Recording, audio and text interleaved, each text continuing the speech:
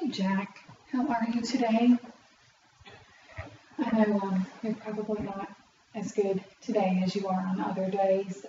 Before we get started on anything, I really want to thank you for coming in to my office and asking your teacher if you could come talk to me. I can imagine that was a really tough decision for you to make. I feel like we should talk about something first. You and I have never worked together. And typically one of the things I talk about with most of the students that come in here is that in a lot of circumstances, what you and I talk about stays between the two of us.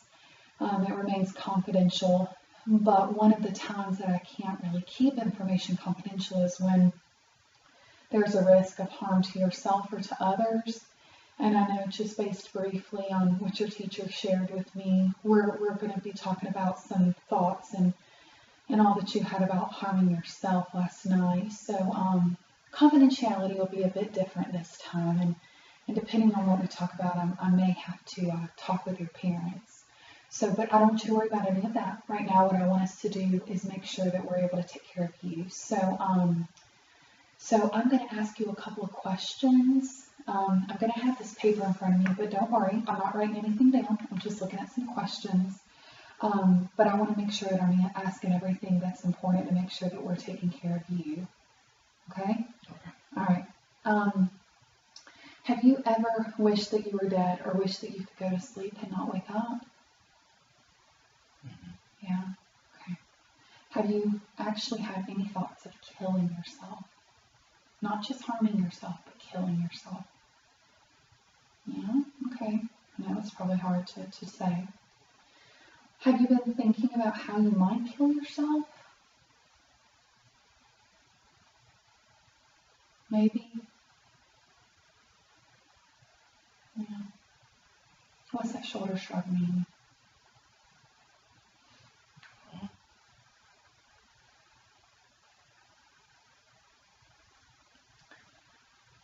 Do you have a plan as to how you might kill yourself? I thought about it. Mm-hmm. Have you had these thoughts and had some intention of acting on them? Just last night. Last night was the first time? Mm-hmm. Was last night the first time that you had ever thought about hurting yourself? Maybe not so much as having a plan, but have you thought about hurting yourself before? Yeah, maybe a little bit. Mm-hmm. Have you started to work out or worked out the details of how you would kill yourself? And do you intend to carry out that plan?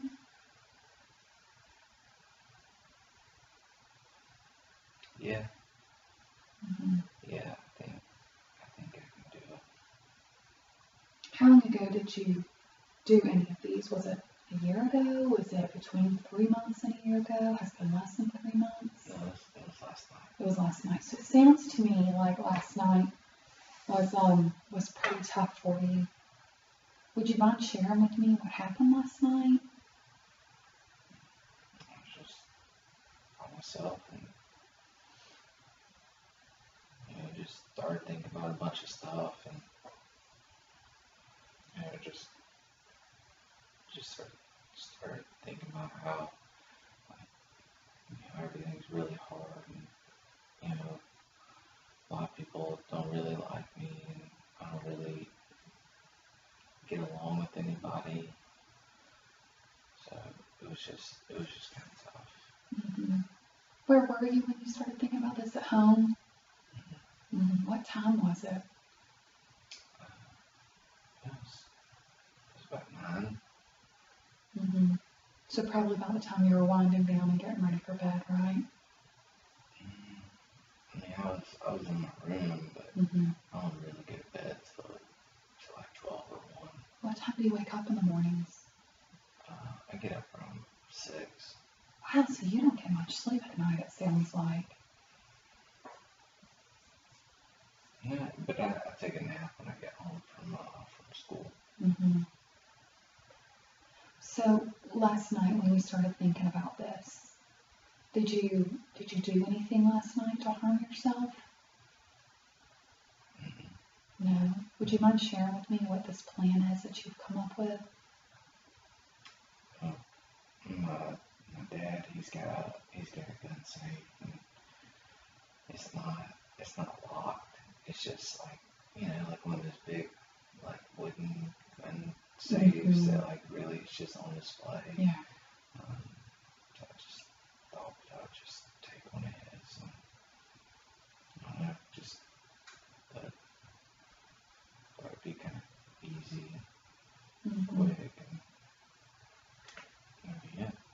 Have you ever known anyone to take their life before? No.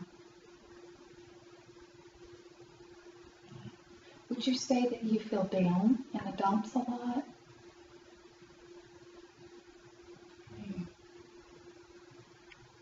No. No? No, I feel okay, like most of the time. Yeah. You said that something that came across your mind last night was that you're not well liked. Yeah. What makes you feel that way? I don't really have a lot of friends. Do you want friends? No, I mean, I kind of just get along by myself. But it sounds like there's some part of you that wants friends, or else I don't think that would have come across your mind last night. I mean, I got some friends. Do you ever hang out with these friends? Like during school, yeah. But not really on the evenings or on the weekends? What do you do in the evenings and on your weekends? I listen to my music. What kind of music do you listen to? I like rock music and stuff.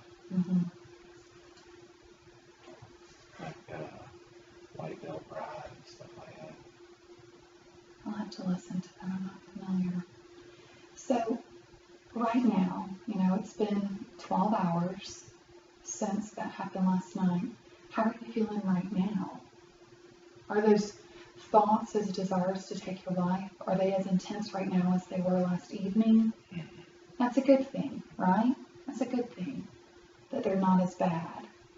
Because something that I think is important for us to recognize is that last night, had you acted on the way that you were feeling, if you had gone into your dad's gun safe, if you had done that you would have had a permanent consequence to a temporary feeling. So in that moment, let's say we could put your emotions on a scale of 1 to 10. 1 being minimal, 10 being the worst it could ever feel. How would you rate how you were feeling last night? I mean, it was not good. It was like a 10. Yeah? And where would you put it on that same scale right now? Probably like a 5. Okay, that's a pretty significant change, right? So right now, when you think about taking your own life, do you still have that desire to do so, that strong push to do so? No. So let's talk about this then. A lot of times I like to help students understand that there's kind of a progression in terms of how we think and how we feel about things. We've got antecedents or triggers, things that might, whether or not we pick up on it in the moment, things that make us kind of lead into us having one feeling or another. And then there's a consequence that comes with some of the actions that we take. So let's try to talk about some things. So what I heard was that you were alone last night, right? It sounds like your mind got on some negative track and kind of went on a downward spiral about who you are socially and your friends. Can you think of anything else that may have been a trigger? Did you have a really tough test yesterday? Did you get in an argument with one of your parents? No, I was just alone. You were just alone. So when you're with people, like at school, do you notice that if you were to put that emotion on that 1 to 10 scale, that it's probably on the lower end, but when you're alone, it might be on the higher end?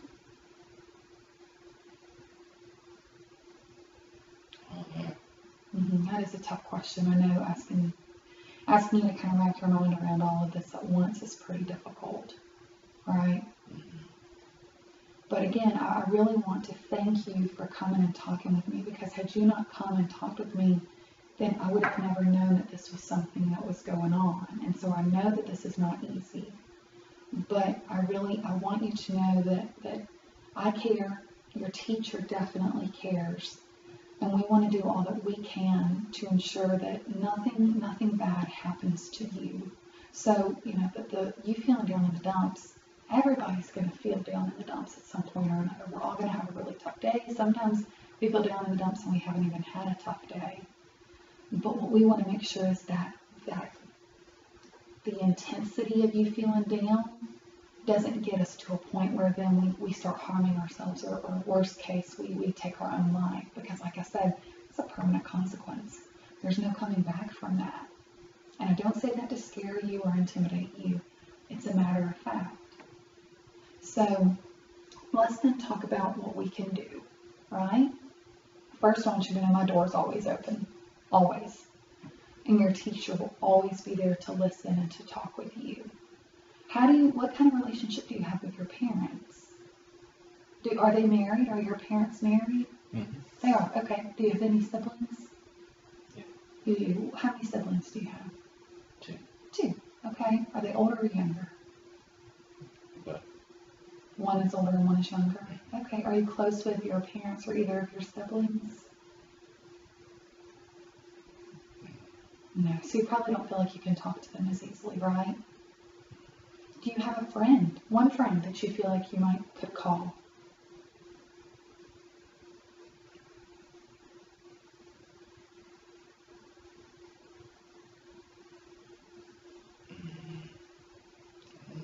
Maybe. Maybe? Okay. Well, listen, even if your answer to that question had been no, there would still be other avenues that we could take. So during the school day, I want you to know that you can always come to me. This is something that is extremely important. But if you get home, because it seems like at home is when this gets more difficult, when you're at home, there's a number that I'm going to give you, and it's a 1-800 number, and it's a hotline, but it is specifically designed to have someone there on the other end who's willing to listen to you, willing to hear you out. And a lot of times what we see is that when we're able to get these thoughts off of our chest, that in itself seems to help a lot. So that hotline will be there for you 24 hours a day. But what I want you to do is, if it gets to this point of intensity, even though you don't feel real close to your parents, I need you to feel close enough to them to at least go and let them know about this.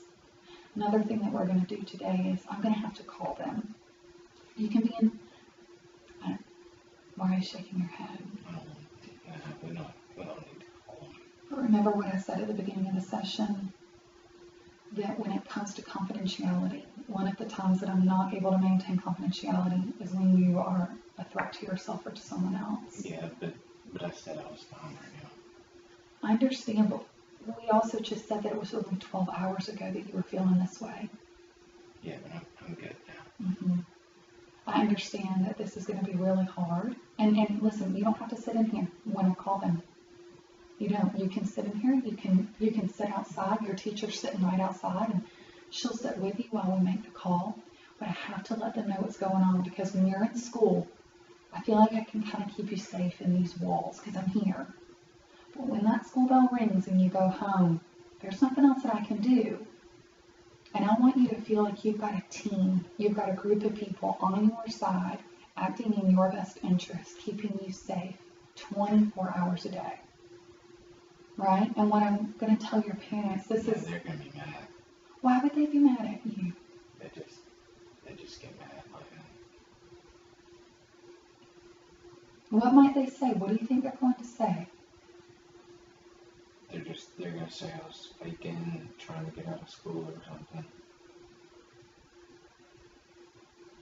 Unfortunately, this is a non-negotiable. I'm not able to not call them. And I understand that that's going to be really hard on you. Believe me, I get it. But I feel like if I can take a different approach with them, if it's me talking to them on the other end of the line as opposed to you, we can handle this very differently. You have to remember, your parents, above everything else in their life, you're their child. and they're going to do whatever they have to do to maintain your safety. My belief, just based on what you've said, is that this is going to shock them. I think this is going to come as a surprise to them. So I think what we can do is we can let them know that this is what's going on. And then there's a group that we work with in this county, a crisis prevention group. And I'll give them a call, and they're going to come in and kind of ask you some similar questions like this. They'll talk to your parents a little bit. One of the things that they're going to do is they're really going to give some education, like I will to your parents, about how even if your parents think that you're doing this to get out of class, it's still not something that we take lightly. And we're talking life and death. That goes far and above whether or not you want to get out of class for a few hours. But what I do want us to do is tomorrow, as soon as you get to school, I want you to come and see me. Okay? Now, I'm not sure what the crisis prevention group will recommend. They may recommend that you go see your doctor, just to kind of get a checkup and you're probably going to feel like you're having to tell this story a lot. But I want you to know that every single person who interacts with you today, they're doing so because they care. I'm not doing this to tattle. I'm not doing this because I want to. I'm doing this because I care.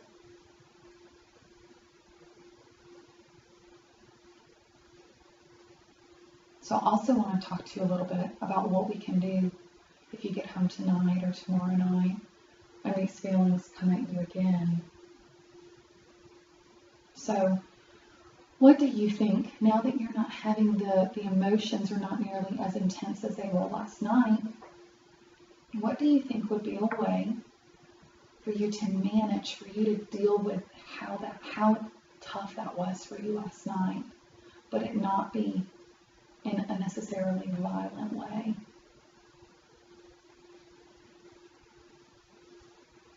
That's a tough question too, isn't it? Mm-hmm. I was listening to my music.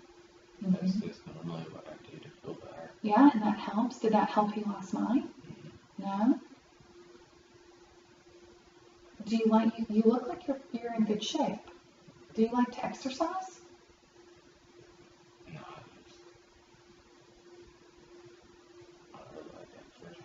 You don't?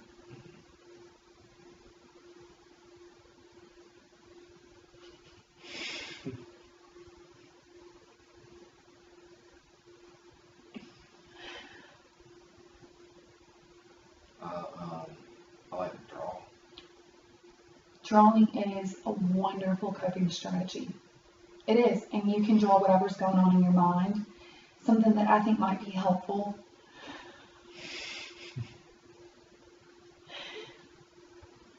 is to think back on a happy memory that you got. Maybe it's a vacation, maybe it's hanging out with friends. It could be anything. It can be, it's subjective. It's whatever is a happy memory for you. And trying to draw that. And the beautiful thing about your drawings is that nobody has to see them. Now, I would love to see them. I would love for you to bring them in so that I could look at them, but I also understand that drawing is a very personal thing. Drawing's great. I like to draw faces. Oh, okay. So that's great. That's really good. You know, another thing, and this is going to sound kind of silly because you're doing it right now. You've always done it. But deep breathing is really helpful. So a lot of times when we get down in the dumps or when we get anxious, our breathing gets off track and that actually makes it feel worse, right? So something that you can do is you can really focus on taking long, deep breaths in through your nose and out through your mouth.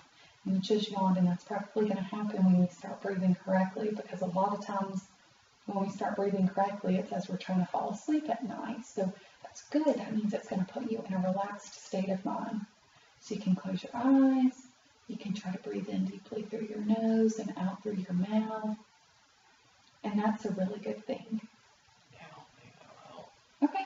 And that's fine. You know, there's 100 different coping strategies out there. Some work for people, some don't. Drawing is a good one, though. Calling a friend, that's another good one. I would probably stay away from the computer. I'm not a big fan of technology, especially social media. So staying away from the computer might be in your best interest when you're feeling down in the dumps. But doing something that's some sort of outlet. I know for me, when I feel down in the dumps, I like to go bake. That's really fun for me. So you could go put something together, put some sort of dessert, or if you like to cook, you could go do that. Like you said, you can go draw. Do you like to play any sort of game? Yeah. What game? Like video games. Is it a violent video game? I mean, it's like a Navy SEAL game. Yeah. I probably would try to steer clear of anything that's got some sort of violent undertone to it. Exercise is a really good one. So getting on the floor and doing some push-ups or sit-ups, that's really good. Watching a funny movie, that's always real good. I know that a lot of times that'll help me feel really good. Right, so see, that's actually a great one. That's a really, really good one. Yeah. So see, we've got a couple things that we can do, right? A hot shower might be good for you, kind of refresh your mind. Do you like to play basketball? I know that you're on the school basketball team, so I assume you have a basketball goal at home? Yeah. Yeah, you could get out and go shoot some. It's important that when you're feeling down, you surround yourself with ideas and things that you're good at. Right? So like I said, tomorrow, when you come back to school, I want you to come in, and we're going to do that for a little bit. We're going to call it check-ins. Probably won't last nearly this long, but I also want you to know that even after you check in with me tomorrow, you can still come back and talk to me during the day. But right now, what we're going to do is I'm going to go ahead and call your parents, and it's your decision whether you're in here or not. And then I'm also going to call it crisis prevention group. But you can hang out in my office during that time. Yeah, I don't want to be in here. That's okay. That's great.